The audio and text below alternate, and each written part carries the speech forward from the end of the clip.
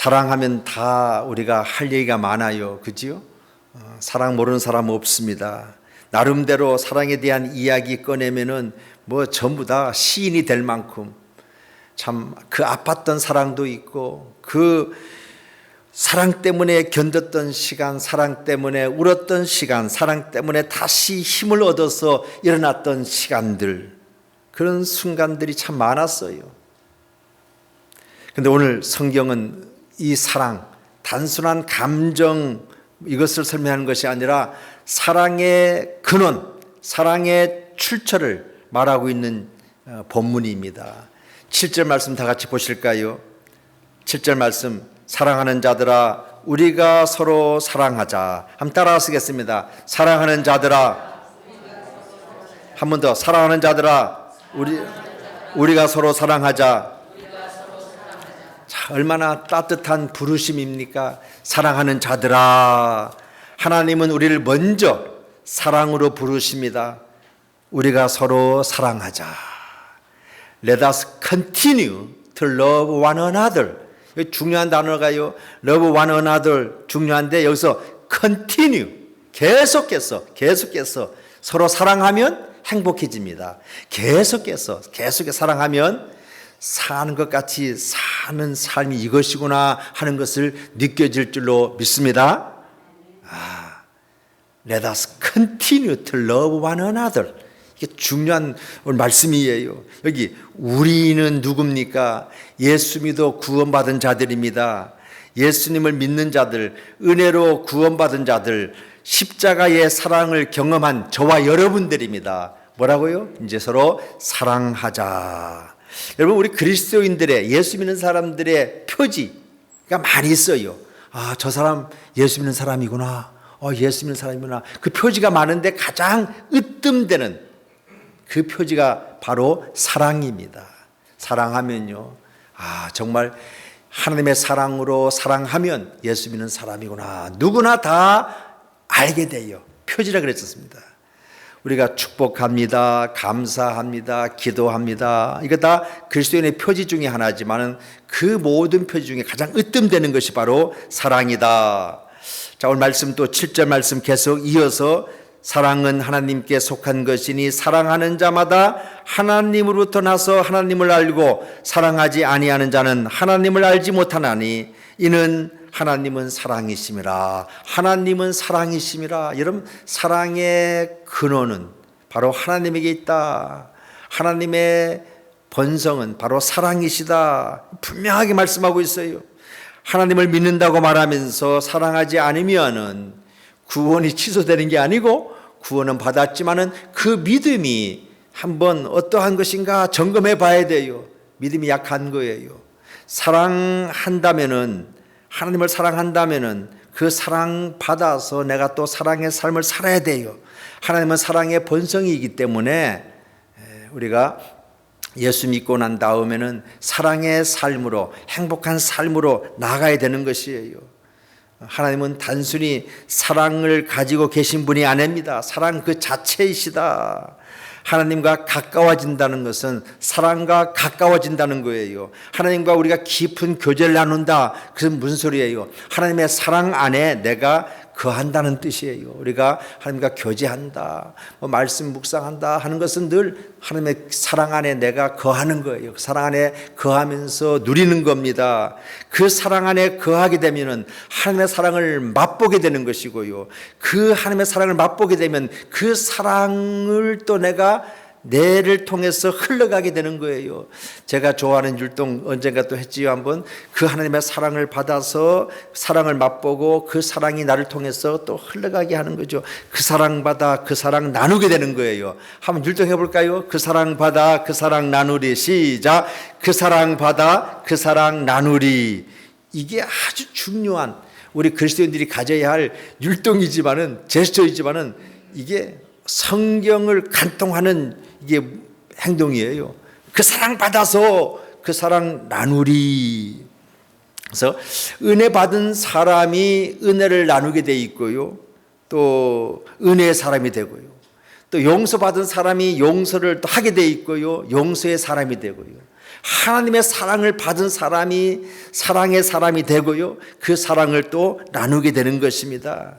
하나님의 사랑을 경험하는 사람, 그러한 사람들이 바로 저와 여러분들이고 그렇게 살아가는 것입니다. 그런데 사랑 속에서 우리가 그 사랑이 점점 실천이 약해지기도 합니다. 사라지기도 합니다. 때로는 또 쉽게 분노하기도 하고 판단하기도 하고 쉽게 상처 주기도 합니다. 그러면 또 우리가 또 양심의 가책이 있지요. 걸림이 있잖아요. 그건 바로 우리가 예수 믿는 사람이구나 하는 징표입니다. 그런데 다시 물어야 돼요. 나는 정말 하나님의 사랑 안에 거하고 있는가? 나는 정말 구원의 은혜를 깊이 경험하고 있는가? 8절 말씀은 다시 우리를 흔들어 깨웁니다. 8절 말씀 시작. 사랑하지 아니하는 자는 하나님을 알지 못하나니 이는 하나님은 사랑이심이라. 여러분, 우리가 이렇게 성경 공부도 하고 큐티도 하고 기도도 하고 봉사도 하고 섬기기도 합니다. 참 그건 귀중한 삶이에요. 그런데 열매를 맺기 원하십니까? 그러한 것들을 통해서 열매 맺기 전에 그 모든 큐티나 섬김이나 봉사의 동기가 사랑이 돼야 돼요. 사랑이 동기가 되어서 선교해야 돼요. 사랑에 메인바 되어서 우리가 사람과의 관계를 맺어야 돼요. 긍휼을 베풀어야 돼요. 그 사랑이 빠진 봉사, 섬김, 이 모든 것들은요, 열매 맺으려다가 열매를 맺지 못하는 거예요. 그래서 우리가 먼저 서로 사랑해야 된다. Love one another. 자, 사랑해야 하나님을 더 깊이 알게 됩니다. 하나님은 사랑이시기 때문에 하나님을 더 알수록 우리는 더 사랑하게 됩니다. 이게 바로 사랑의 영성입니다. 좀 가끔 보면요, 목회하면서 좀 이렇게 아주 뾰족한 분들이 있어요. 가까이 가기가 좀 주저돼요. 왜? 한번 또 찔리면 나만 힘들잖아요. 그죠? 아주 교회 열심히 섬기고요. 기도도 열심히 하고 모든 게 아주 열심인데 좀 성격이 조금 이렇게 뾰족해서 조금 그래서 우리가 가까이 하기가 좀 두려워질 때가 있어요. 여러분, 한번 잘 우리가 예수 믿으면 믿을수록 더 이렇게 푸근해주고 받아줄 수 있고 사랑해주고 그래서 가까이 가게 되어지면 너무 편안해지는 생각만 해도 그 사람 참 좋은 사람 그런 존재가 돼야 돼요. 우리가 예수님 주변에 왜 사람들이 몰려왔습니까? 죄인들도 병든 자들도 실패한 자들도 다 주님께 나와왔습니다. 여러분, 주님 안에서 사랑을 느꼈기 때문에 주님께 오시는 거 아니겠어요? 몰리드는 거 아니겠어요? 주님은요, 죄 지은 자를 정죄보다는 품어주심을 아주 강하게 실천하신 분입니다. 그렇기 때문에 사람들이 다 모였잖아요. 하나님은 사랑이십니다. 이 말씀이 얼마나 우리에게 큰 위로가 되는지 모릅니다. 물은 언제나 위에서부터 밑으로 내려옵니다. 흐르게 돼 있어요.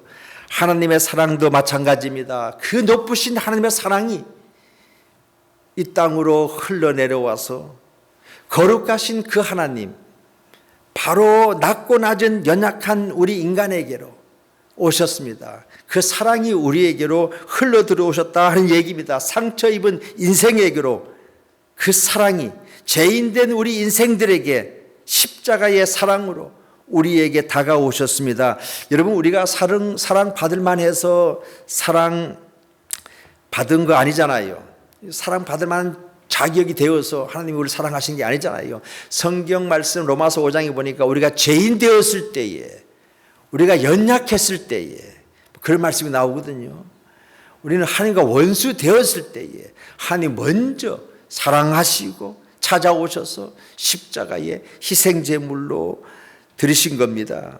하나님은 사랑이시기 때문에 그 사랑이 높은 데서 밑으로 흘러내려오듯이 우리에게 흘러와서 오늘의 그 사랑을 우리가 누리고 있고 그 사랑으로 구원받아 하나님의 백성이 되어진 것입니다. 여러분, 사랑은 거창한 거 아니에요. 그죠? 따뜻한 말 한마디, 이게 그리스도인으로서 이렇게 실천할 때에 이거 사랑을 실천하는 겁니다. 우리가 끝까지 남의 이야기 들어주는 거, 그것도 사랑이에요.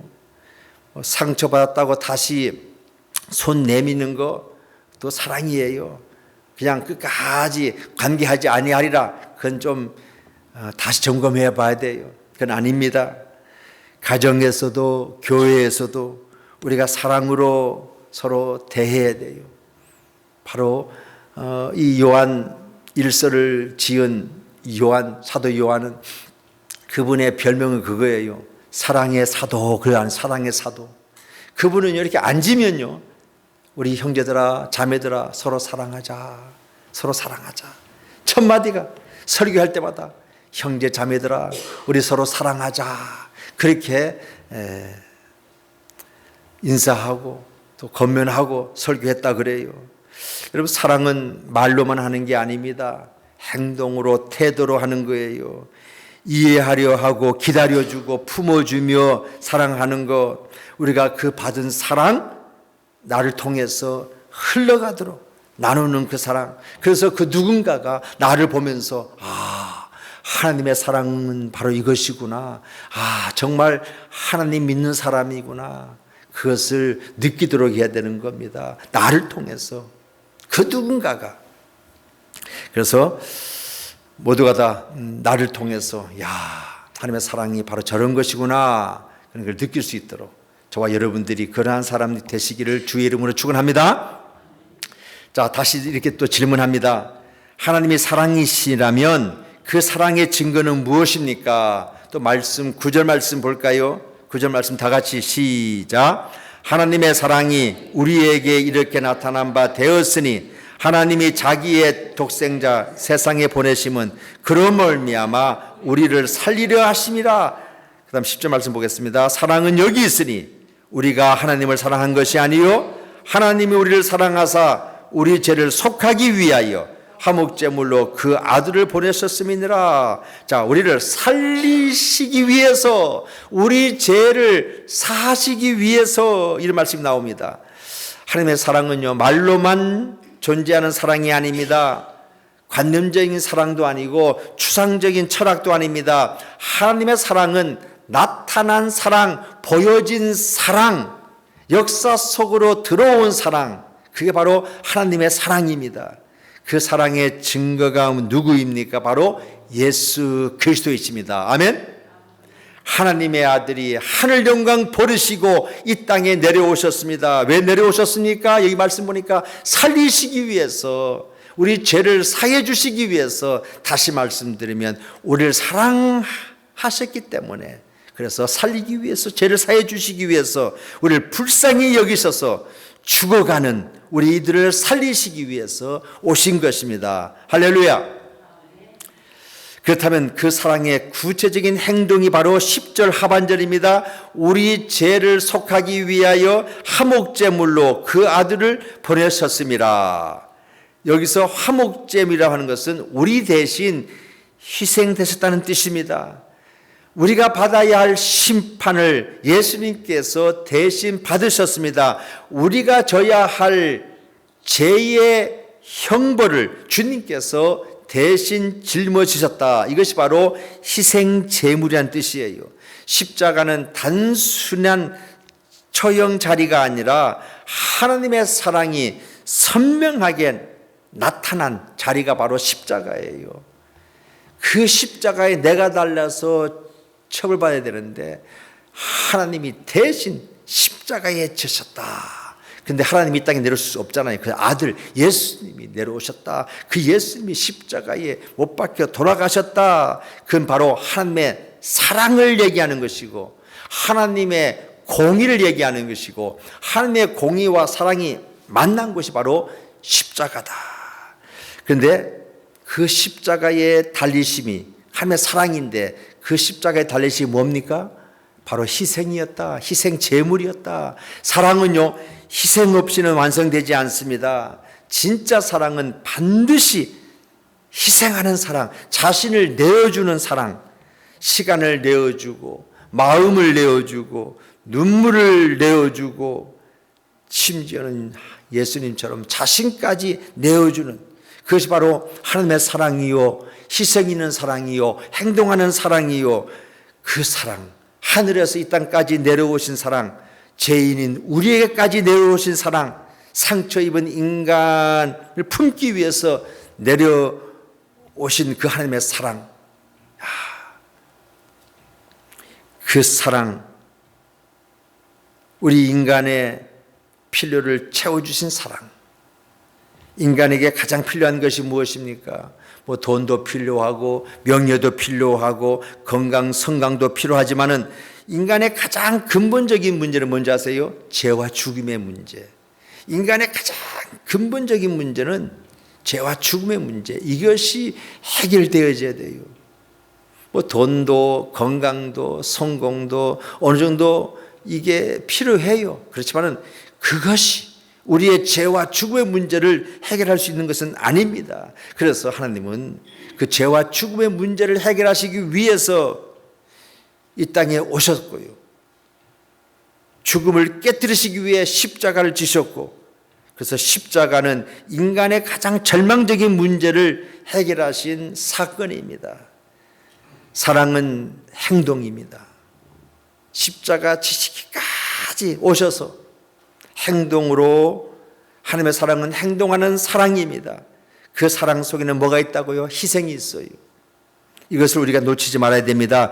그렇다면 여러분, 우리가 사랑의 본체이신 하나님을 알게 되면 그 사랑은 우리 안에 머물러 있지 않게 되고, 11절 말씀 어떻게 된다고요? 11절 말씀, 사랑하는 자들아 하나님이 이같이 우리를 사랑하셨은즉 우리도 서로 사랑하는 것이 뭐요? 마땅하도다. 다시 한번 시작. 사랑하는 자들아 하나님이 이같이 우리를 사랑하셨은즉 우리도 서로 사랑하는 것이 마땅하도다. 자연스러운 결론입니다. 하나님 사랑 받았기에 우리가 어찌 사랑하지 않을 수 있겠습니까? 하는 얘기예요. 사랑하는 것이 마땅하도다. 놀라운 말씀. 12절 말씀 또 볼까요?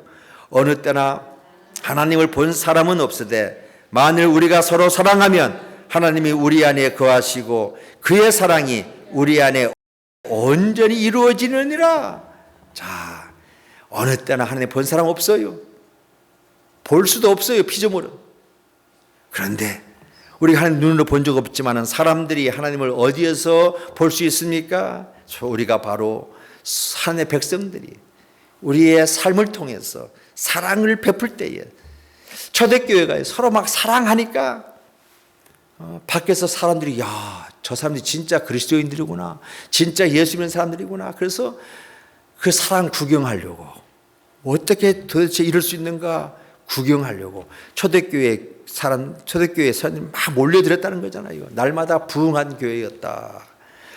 성도의 삶 속에서 하나님을 보게 해줘야 돼요. 우리의 삶 속에서 하나님을 보도록 해야 돼요.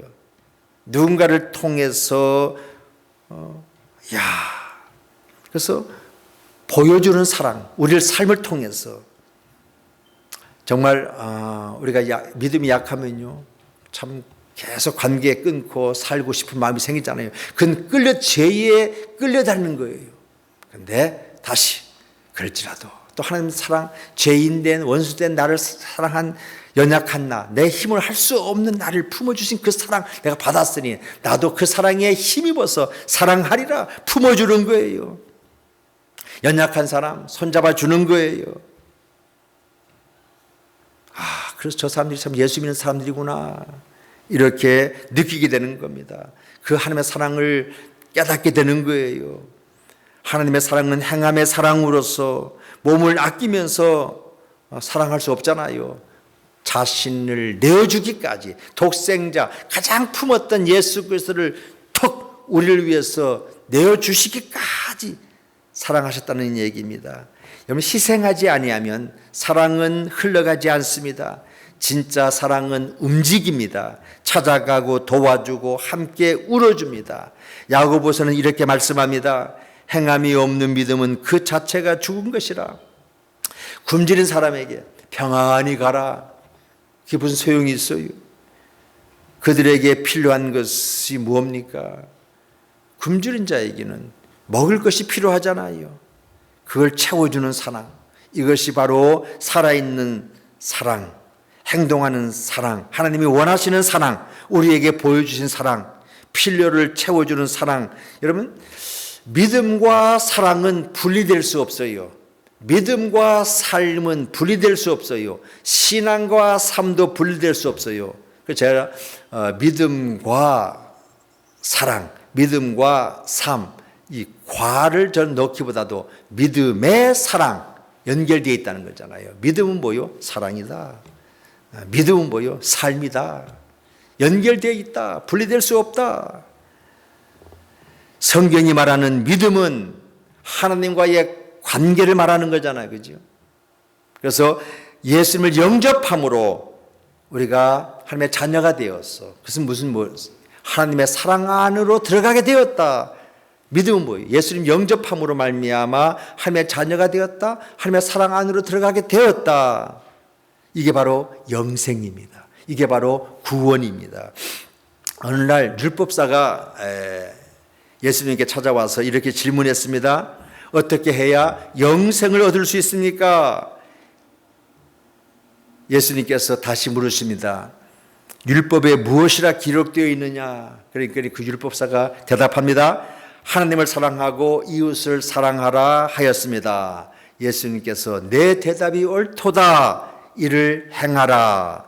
여러분, 영생은요, 단순히 죽어서 천국 가는 개념만은 아닙니다. 지금 우리가 예수 믿어 구원받아 하나님 백성 된 우리는 하나님의 사랑 안에 거하게 되어서 그 사랑 안에서 계속해서 하나님과 교제 나누는 가운데 그 관계성 속에서 살아가는 삶. 근데 하나님과의 관계성 속에서만 끝나는 것이 아니고 다른 이웃과의 관계성 속으로 뭐라고요? 하나님 사랑, 이웃 사랑. 이게 최고의 계명이라 그랬습니다. 그래서 그 사랑 받아서 그 사랑이 이웃에게로 흘러가도록. 그래서 하나님과의 관계도 사랑으로 회복되어지고 이웃과의 관계도 다른 사람과의 관계도 사랑으로 회복이 되어지는 이게 바로 구원이고 이게 바로 영생이고 이것이 제가 오늘 설교 제목으로 말한다면은 사는 것 같이 사는 삶이다. 한번 따라 하시겠습니다. 사는 것 같이 사는 삶. 한 번 더 사는 것 같이 사는 삶. 이게 바로 구원의 삶이고 영생의 삶인데 사는 것 같이 사는 삶이 뭐라고요? 하나님을 사랑하고 이웃을 사랑하는 그 삶. 이것이 바로 사는 것 같이 사는 삶이다. 아멘? 설교는 바로 제 요 한 줄로 끝나는 거예요. 사실은 이걸 제가 설명하기 위해서 쭉 앞뒤로 설명하고 있는 겁니다. 사는 같이 사는 삶. 우리 그리스도인들의 삶은 다른 거 없어요. 사는 같이 삶을 살아야 되는데 그것이 바로 하나님 사랑, 하나님과의 관계가 회복되어지고 이웃과의 관계가 회복되어지는 그 사랑받아 그 사랑 나누어지는 흘러가게 하는 것. 이게 바로 사는 것 같이 사는 삶이다. 사랑 없이 사는 삶은 살아있어도 메마른 삶이에요. 사랑 안에 거하는 삶은 비록 눈물이 있어도 생명이 있는 삶입니다. 하나님의 사랑이 오늘 우리 안에 머물지 않고 흘러가는 사랑, 우리 안에서 누려지고 그래서 흘러가게 하는 사랑 되어지기를 주의 이름으로 축원합니다. 가정에서, 교회에서, 우리의 삶의 자리에서 누군가가 우리를 통해 하나님의 사랑을 보게 되기를 주의 이름으로 다시 한번 축원합니다. 이렇게 사는 것 같이 사는 삶은 하나님을 사랑하고 이웃을 사랑하는 삶인데 사랑은 여기서 멈추지 않습니다. 어떻게 사랑해야 하는가? 여러분, 우리 서로 사랑할 때 하면 세상적인 인간관계에서 사랑할 때 보면요, 야, 그 사랑하는 사람이 내 마음속에 있잖아요. 그렇죠? 사랑하는 사람이 내 마음속에 있어요. 또 미워하면요, 미워하는 사람 내 마음속에 있다니까요. 그러니까 미워하면 안 되겠죠? 사랑하면요, 사랑하는 사람이 내 마음속에 늘. 그래서 24시간 뭐 어디 가나 늘 떠오르잖아요. 이게 참 중요한 겁니다. 그런데 이제 어떻게 그걸로 끝나지 않잖아요. 그 사랑하는 사람한테 어떻게 합니까? 마음을 다하고 몸을 다하고 뜻을 다하고 힘을 다하여. 야, 진짜 사랑한다 할 때 그 진짜가 뭔지 아세요? 오늘 성경 말씀 그대로예요. 예수님 하신 말씀대로 마음을 다하고 목숨을 다하고 뜻을 다하고 힘을 다하여 주 너희 하나님을 사랑하라. 그와 같이 내 이웃도 내 몸과 같이 사랑하라. 어떻게 해요? 진짜 사랑하는 것은요, 어떻게 사랑하라고요? 마음을 다하고 목숨을 다하고 뜻을 다하고 힘을 다하여, 이게 진짜로 사랑하는 거예요. 자, 이 말씀이 뭐예요? 대충 사랑하는 거 아닙니다. 진짜 사랑은 그렇게 하지 않잖아, 우리가요. 뭐 시간 없다? 안 해요. 없는 시간 만들어내잖아요. 남은 시간으로 하는 것도 아니고요. 뭐 시간 조금 떼어주고 마음 조금 떼어주는 그런 게 아니잖아요. 여기서 예수님께서 어떻게 사랑하라고요? 마음을 다하고 목숨을 다하고 뜻을 다하고 힘을 다하여. 아멘? 이게 진짜 사랑이에요. 그렇게 사랑하면 관계가 회복되지 아니할 수가 없어요. 이렇게 사랑하면 관계 회복되어지면 이게 바로 천국이에요. 이게 바로 진정한 행복이다. 여기에서 비로소 사는 것 같이 사는 삶이 시작되어지는 겁니다. 여러분 대충 살아보세요. 야, 이게 내가 사는 것 같은가? 사는 것 같이 사는 것인가? 이게 생각이 든다니까요. 근데 뭐 하나 몰입하고 하면 거기에 열정을 분고해 보세요. 야, 뿌듯함을 느끼잖아요. 바로 그거예요. 성취감을 느끼잖아요. 바로 하나님과의 관계, 이웃과의 관계도 그와 마찬가지입니다. 그런데 한 율법사가 다시 질문합니다. 그러면 내 이웃이 누구입니까? 예수님께서 이때에 들려주신 이야기, 그 유명한 착한 사마리아 사람의 이야기가 나옵니다. 누가복음에 선한 사마리아인의 비유가 나오는데, 어떤 사람이 예루살렘에서 여리고로 내려가다가 강도를 만나게 됩니다. 여러분, 강도가 왜 광야에 있었는가? 예루살렘에서 사고쳐서 광야에 숨어 있는 거예요. 지금 광야에 숨어 있는데 어떻게 먹고 삽니까? 예루살렘에서 여리고로, 예루살렘이 조금 위에 있어요. 여리고가 밑에입니다. 쭉 내려갑니다. 그건 유다 광야입니다. 예루살렘에 사고친 강도들이 유다 광야에 숨어 있어요. 거기서 지나가는 사람 등쳐먹고 거기서 이제 먹고 사는 거 뺏어가지고 먹고 사는데, 한 사람이 강도 만난 겁니다. 거기서 이제 옷이 벗겨지고 맞아서 죽을 뻔한 그 상태에서 그때에 제사장이 지나갑니다. 근데 그 제사장이 누굽니까? 보고 그냥 지나가요. 안 도와주고. 참 안타깝습니다. 그 제사장은 오늘로 말하면 목회자들이에요. 목회자가 이렇게 설교하고 나서 강도만한 사람 보고 그냥 쑥 지나갔다, 그 뜻입니다. 그 다음에 또 누가 지나갑니까? 레위인이 지나가요. 레위인은 누굽니까? 예배를 잘 준비해서 섬기는, 봉사하는, 성전에서 예배를 잘 봉사하는 사람들이 레위인들입니다. 근데 그들도 보고서 피하여 지나갔다. 보기는 봤어요. 근데 피하여 지나갔다. 뭐 또 따져보면 이유가 있겠지요. 뭐 빨리 가서 예배 준비해야 되니까. 또 위험할 수 있잖아요. 지체하면 또 자기도 이 사람 같이 당할 수 있으니까 엮이고 싶지 않을 수도 있을 거예요. 그런데 예상하지 못했던 한 사람이 나타납니다. 한 사람이 멈췄는데 그 사람이 누구냐? 사마리아 사람. 사마리아 사람이 누굽니까? 유대인들이 상종하지 아니하는, 유대인들이 가까이 하지 아니하는, 싫어하는 그러한 존재, 바로 사마리아 사람들입니다. 그래서 같이 식사도 하지 않습니다. 같은 민족처럼 여기지도 않아요. 조금 피가 좀 더럽혀졌다 이렇게 생각해서. 근데 그 사마리아 사람이 강도 만난 사람에게 다가갑니다. 그리고 어떻게 합니까? 상처를 싸매어주고 기름과 포도주를 걷다가 붓습니다. 그 기름, 그것은 바로 비상약이에요. 비상약. 비상약을 써서 상처를 싸매어주고 포도로 또 소독도 하고, 그래서 잘 치료해 줍니다. 그리고 어떻게 자기가 타고 왔던 그 짐승에 태워서 여관까지 가는 겁니다. 자기는 걸어갑니다. 강도 만나서 다 태워서. 그리고 여관비까지 다 지불해 주고, 떠날 때에는 또 어떻게 해요? 또 돈이 더 많이 들면 내가 와서 또 갚을 테니까. 야, 이게 참 대단한 사랑 아닙니까?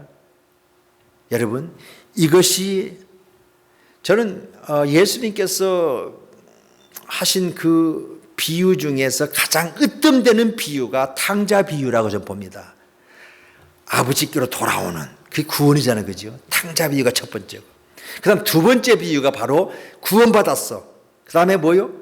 이 선한 사마리아 사람의 비유. 사랑의 삶, 이렇게 삶을 살아야 된다. 전 두 번째로 가장 중요한 비유라고 보는 겁니다. 바로 이것이에요.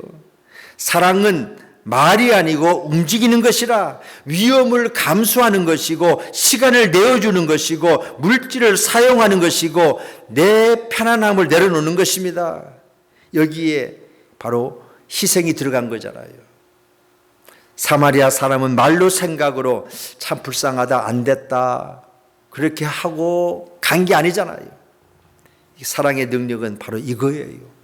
자, 멈춰 서서 보고 가까이 가서 상처를 싸매어줬다. 어떻게 해요? 기름과 포도주로 완전히 자기가 가장 아끼는 비상 그 약을 가지고, 그리고 자기 짐승에 태워서 여관까지 데려줬다.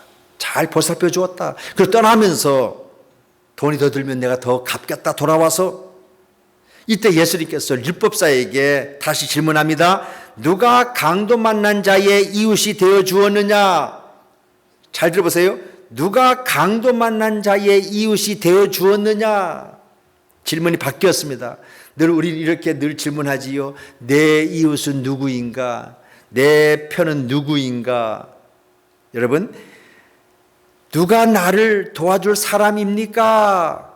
이렇게 우리가 늘 질문하는데 그게 아니고, 예수님은요, 누가 강도 만난 자의 이웃이 되어 주었느냐? 예수님의 질문이 바로 오늘 우리에게 주는 인사이트가 있어요.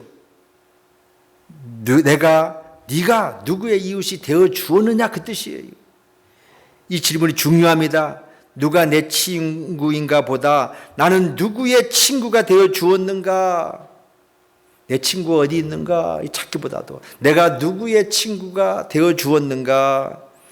참된 삶은 하나님을 진심으로 사랑하고 이웃을 진심으로 사랑할 때입니다. 누가 이 강도 만난 자의 이웃이냐?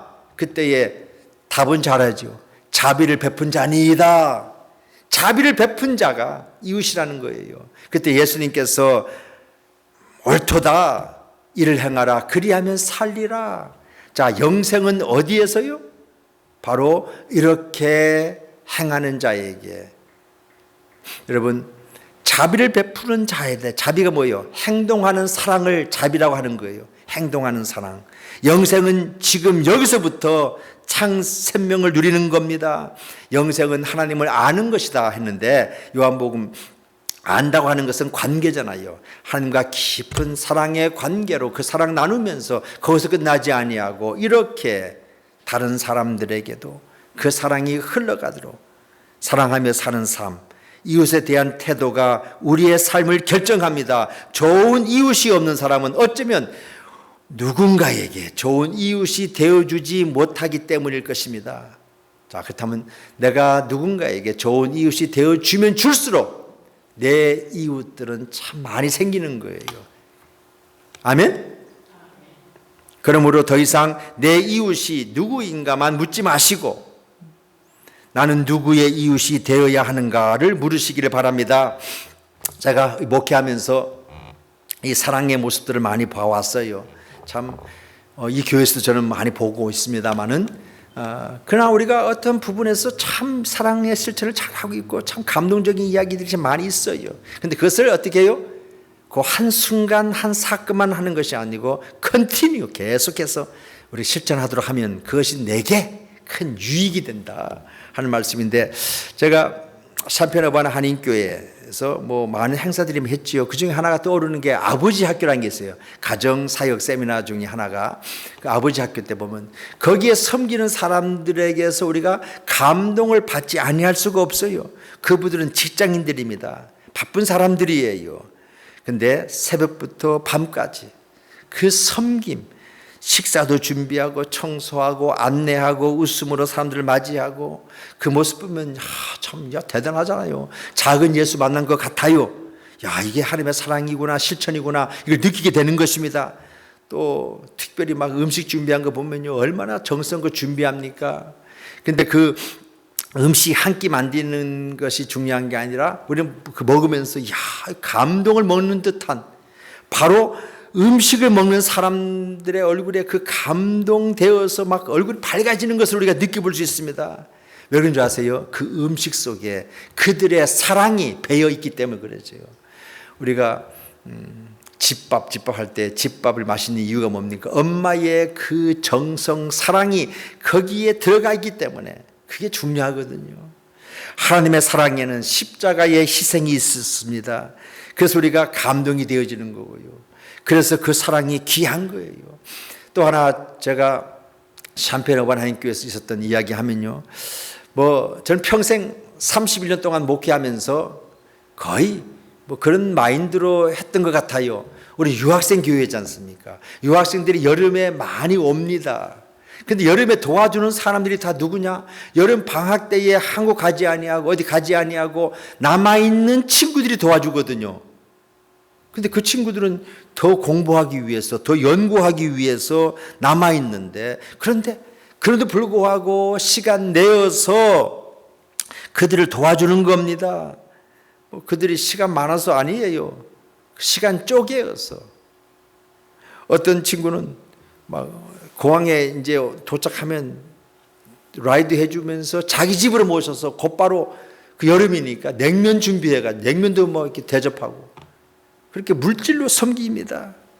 마음도 물질도 시간도 내어서 자신의 경험과 노하우를 또 나눕니다.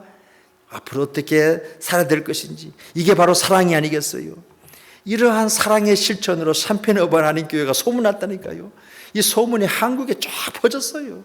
그래서 샴페인 어반 하나님교회에 누구한테 연락만 하면은 이렇게 돼야 되는 거잖아요. 사랑에는 희생이 들어갑니다. 그때에 그 사랑이 빛나는 거예요. 감동이 생기는 겁니다. 야, 이게 하나님의 사랑이구나.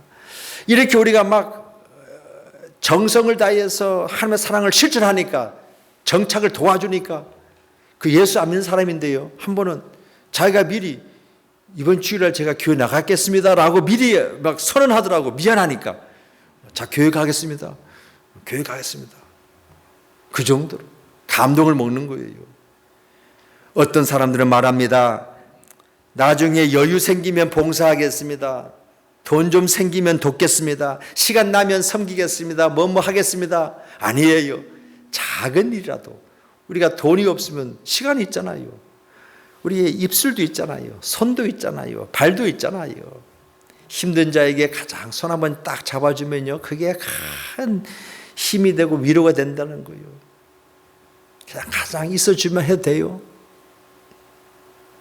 여기 내가 주어지면 지어지면 하겠다, 아니에요. 아무리 성경 지식이 많아도 율법사처럼 말을 잘해도 그 상태에서는 아무 역사가 일어나지 않습니다. 삶이 메마르질 뿐이고 팍팍질 뿐이고 평생 이렇게 질문할 거예요. 내 이웃은 누구인가? 내 이웃은 누구인가? 아니에요. 내가 누군가의 이웃이 되어주면 이웃은 많이 있게 되어지는 것이고요. 그래서 그 인생은 아주 풍성한 삶으로 나가게 되는 겁니다. 풍성한 삶이 뭐겠어요? 관계가 좋아질 때 이루어지는 거 아니겠어요? 여러분의 인생길에 함께 우러지고 함께 걸어가는 이웃이 있습니까? 그러면 된 거예요. 그렇게 많이 만들 수도 없어요. 사실은 살다 보니까요. 그런데 그런 사람이 있다면 이건 되는 겁니다. 누군가의 좋은 이웃이 되어 보십시오. 사랑은 기다리는 것이 아니라 내가 먼저 다가가는 것입니다. 하나님이 먼저 우리에게 오셨잖아요. 이스라엘의 시작, 그 바로 창세기 12장입니다. 하나님이 아브라함에게 말씀하시되, 그때 아브라함은 어떤 상황입니까? 우상 숭배하고 있는 그 자리에 하나님이 찾아오셔서 먼저 오셔서 부르신 거예요. 내가 지시할 땅으로 가라. 먼저 찾아오시는 하나님. 사랑은 기다리는 것이 아니고 먼저 다가가는 것이다. 그 사랑을 통해 하나님의 사랑이 우리 삶 가운데 나타나시기를 주의 이름으로 축원합니다. 기도합시다. 하나님 아버지, 우리를 먼저 사랑하여 주시고 독생자 예수 그리스도를 이 땅에 보내주심을 감사합니다. 우리는 사랑받을 자격이 있어서 사랑받은 것이 아니라 죄인 되었을 때에도 우리를 품어주신 하나님의 은혜로 살아가고 있음을 고백합니다. 주님, 우리 안에 있는 차가운 마음을 녹여 주옵소서. 말로만 사랑하는 사람이 아니라 행동으로 사랑하는 사람 되게 하여 주옵소서.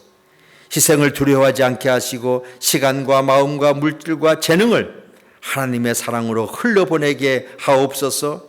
그래서 우리의 가정이 사랑으로 살아나게 하시고 우리의 교회가 사랑으로 숨쉬게 하시며 우리의 삶을 통하여 사람들이 하나님은 참으로 사랑이시구나 고백하게 하옵소서. 그리하여 우리가 사는 까지 삶이 이것이구나 하는 것을 느끼면서 계속해서 마음을 다하여 이웃을 다하여 힘을 다하여 이웃을 하나님을 사랑하는, 그래서 영생의 기쁨을 오니 우리의 삶의 자리에서 누리는 저희들 다 되게 하여 주옵소서. 예수님의 이름으로 기도하옵나이다. 아멘.